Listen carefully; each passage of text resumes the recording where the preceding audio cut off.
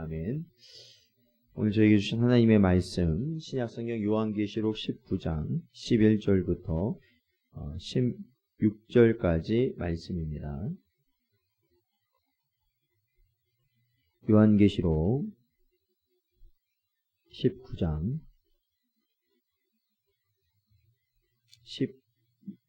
11절부터 16절까지 말씀입니다.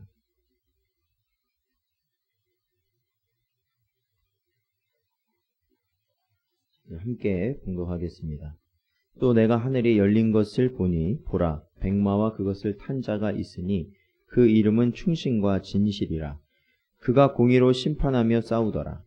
그 눈은 불꽃 같고 그 머리에는 많은 관들이 있고 또 이름 쓴 것 하나가 있으니 자기밖에 아는 자가 없고 또 그가 피 뿌린 옷을 입었는데 그 이름은 하나님의 말씀이라 칭하더라.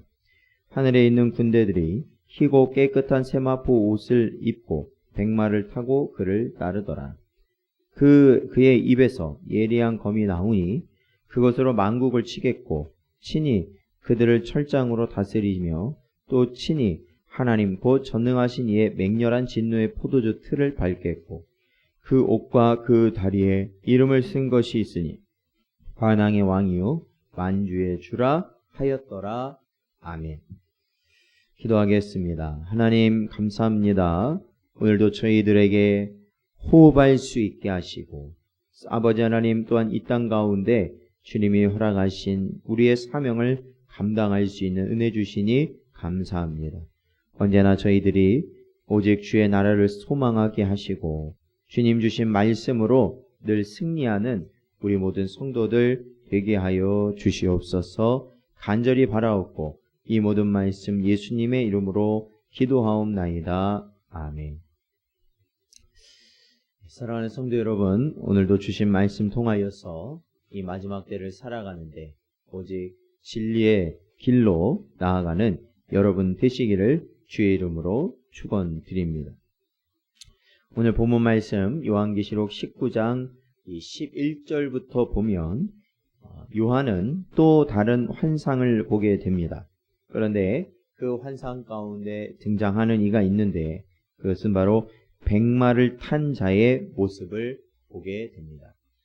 이 백마를 탄 자에 대해서 사실 여러 가지 해석들이 있음을 보게 되어지고 또한 이단들에 의하여서 이 백마를 탄 자에 대한 많은 오해들이 불러일으켜지기도 합니다. 그러나 오늘 저희들이 보았던 11절부터 16절까지의 내용을 저희들이 조금 살펴보면 바로 이 백마를 탄 자가 누구인지 분명히 드러납니다.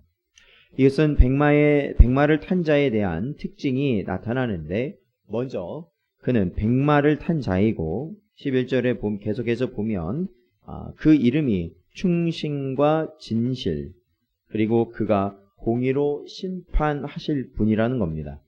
12절에 보면 그의 눈은 불꽃 같고 그 머리에는 많은 관이 있고 또한 이름 쓴 것 하나 있는데 자기밖에 아는 자가 없는 그러한 분이고 그리고 13절에 보면 그가 피 뿌린 옷을 입은 분 그리고 그 이름은 하나님의 말씀이라 칭함을 받는 분.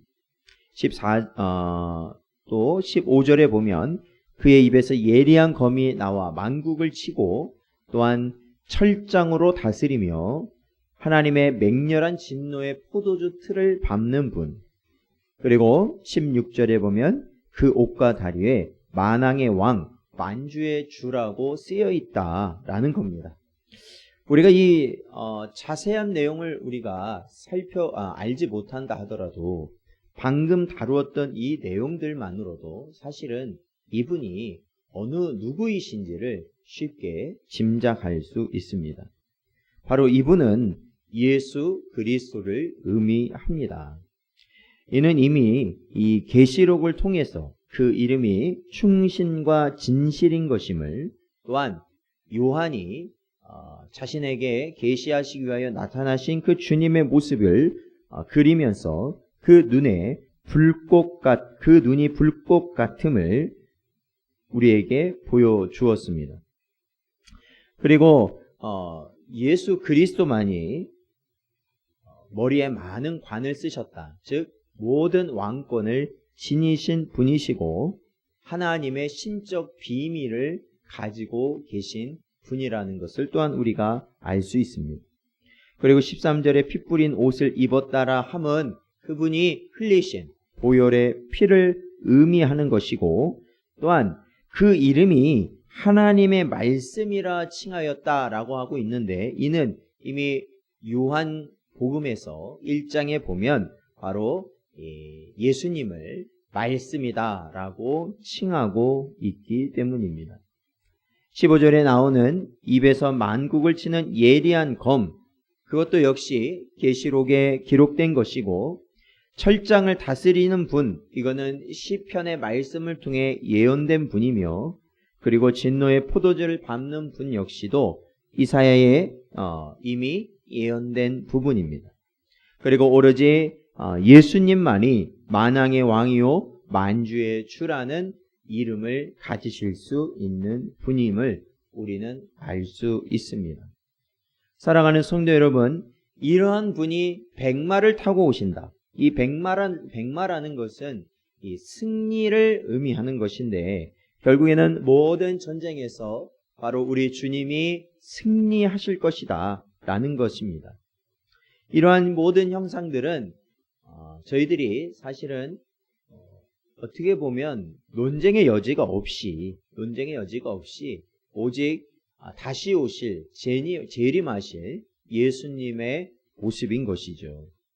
이를 어떤 인간의 형상을 가진 이 땅의 누구라고 말한다는 것은 참으로 어리석은 일일 것입니다. 또한 우리가 오늘 살펴볼 것은 이 14절을 보면요.